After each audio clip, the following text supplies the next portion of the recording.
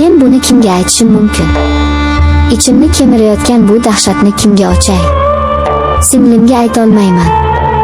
Dugonamga aytolmayman. Erimga aslo aytolmayman. Balki shunchaki qog'ozga to'ksam yengil tortarman. Men oddiy o'zbek ayoliman. Yo'q, oddiy deya olmayman. Endi oddiy emasman. Men iflosman. Men xoinman. Va men qo'rquvdan nobud bo'lyapman. Erim Botir. U yaxshi odam. Haqiqatdan ham yaxshi. Mehnatkash, kamgap, oilam deb yonib kuyadi. Lekin u meni ko'rmaydi. Men uning uchun uyimdagi chiroyli bir guldonman xolos. Suv quyadi, changimni artadi, lekin men bilan gaplashmaydi.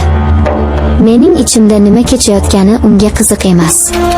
Balki u shunchaki charchagandir. Bilmayman. Men ishlayman. Katta bir idorada hisobchiman. Raqamlar, zerikarli raqamlar. Hayotim xuddi shu raqamlar kabi bir tekis, rangsiz edi. Tong, ish, uy, kechki ovqat. Keyin u paydo bo'ldi. Sardor. U bizning idoraga tekshiruv uchun kelgandi. U boshqacha edi. U tirik edi.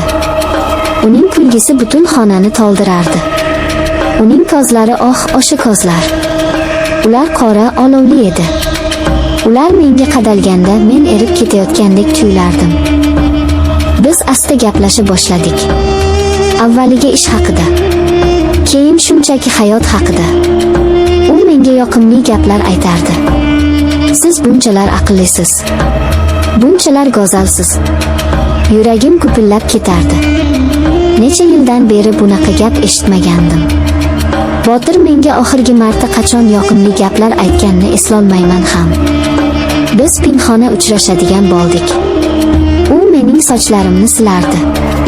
Sizdan bahorning hidi keladi derdi u. Men esa o'zimni yana 18 yoshli qizdek his qilardim. Men bamisoli uchardim. Birinchi bosa. Xudoyim, o'sha bosani eslasam, hamon titrab ketaman. Biz uning mashinasida o'tirgandik. Tashqarida yomg'ir shivirlardi. U ohista yuzimni kaftlari orasiga oldi.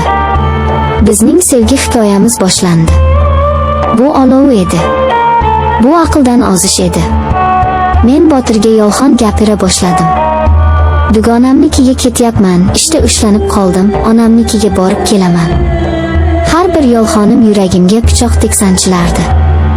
Lekin Sardorning quchog'i bu og'riqni unuttirardi. Biz restoranlarga borardik. U menga sovg'alar olardi. Biz shahar chetidagi mehmonxonalarda uchrashardik. Uning ehtirosi cheksiz edi.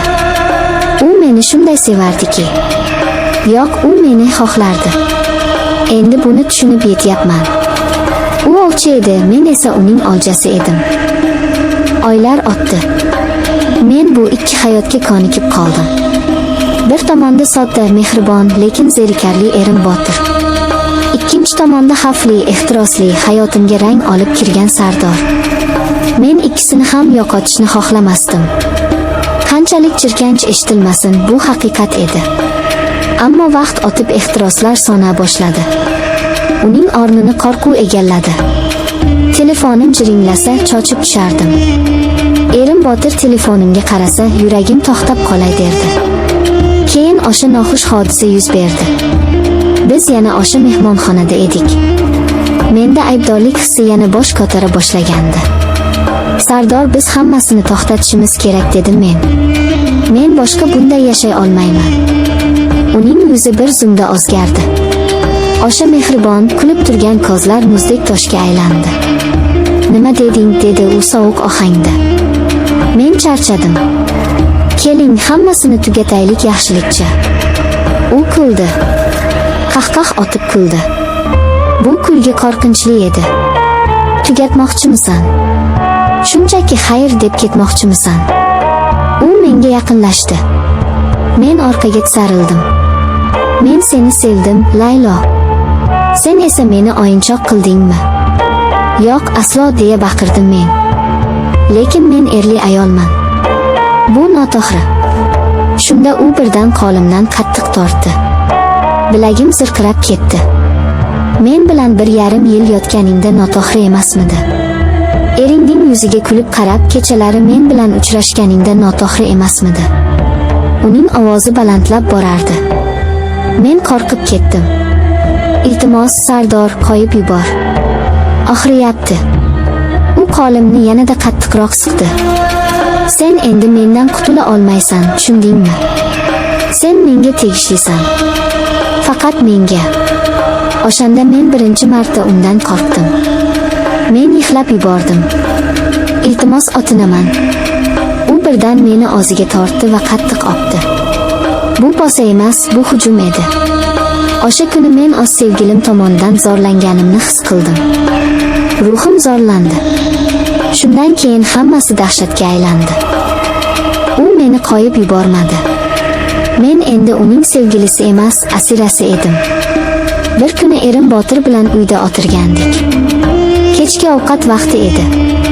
U ishxonasi haqida nimadir gapirardi. Telefonimga xabar keldi. Sardor ekan. Ering yoningdadir. Aytchi, hozir unga qo'ng'iroq qilsam nima bo'lar ekan? Shunchaki, salom Botir aka, men sizning xotiningizni sevaman desam. Piyoladagi choy qo'limdan tushib ketdi.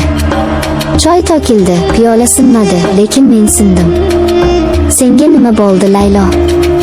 Ranging oqarib ketdi, dedi erim Botir xavotirlanib. Hech nima, shunchaki boshim aylandi, deb yolg'on gapirdim. O'sha kecha men umuman uxlamadim. Men qo'rqinchli tush ko'rayotgandek edim. Lekin bu tushdan uyg'onishning iloji yo'q edi. U endi shunchaki kuzatmasdi, u tahdid qilardi. Men bilan uchrashasan bugun. O'sha mehmonxonada. Soat 5da. Kelmasang nima bo'lishini o'zing bilasan. Men borardim. Qo'rquvdan qaltirab borardim. Uchrashuvlarimiz endi ehtirosli emas, jirkanch va azobli edi. U menga xo'jayindek muomala qilardi. Men esa uning qulidek itoat qilardim. Chunki men erim Botirdan qo'rqardim. Ota-onamdan qo'rqardim. Gap so'zdan, sharmanda bo'lishdan qo'rqardim. Sardor buni bilardi. U mening qo'rquvimdan foydalanardi. Bir kuni men qaror qildim. Bas, nima bo'lsa bo'lsin. Axir bunday yashash mumkin emas.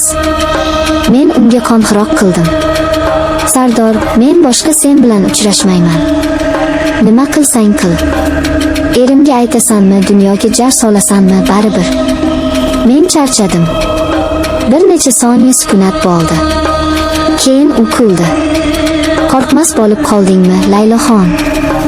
Yoki yangi o'yin boshladingmi? Bu o'yin emas. Men o'zimni osaman, lekin sening oldinga boshqa bormayman. O'zingni osasan. U yana kuldi. Shoshma. Men senga hozir bir narsa yuboraman. Keyin yana gaplashamiz. Bir daqiqadan so'ng telefonimga video keldi. Qo'llarim qaltirab videoni ochdim. Bu biz edik. O'sha mehmonxona xonasida. Biz yalang'och edik. U xonaga yashirin kamera qo'ygan ekan. Nafasim tiqilib qoldi. Ko'z oldim qorong'ulashdi. Telefon qo'limdan tushib ketdi. Men qichqirib yubordim.